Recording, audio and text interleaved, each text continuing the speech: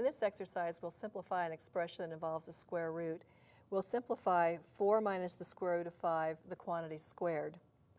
Now remember, we have a rule for squaring binomials. A binomial of the form a minus b squared is equal to a squared minus 2ab plus b squared.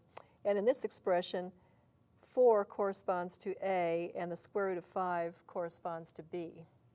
So I'm just going to apply this rule. We'll have 4 squared minus 2 times 4 times the square root of 5 plus the square root of 5 squared. And now let's just simplify here. 4 squared is 16. 2 times 4 is 8, so I have minus 8 times the square root of 5, and the square root of 5 squared is 5. And now I can add 16 and 5. 16 plus 5 is 21, so the final result is 21 minus 8 times the square root of 5.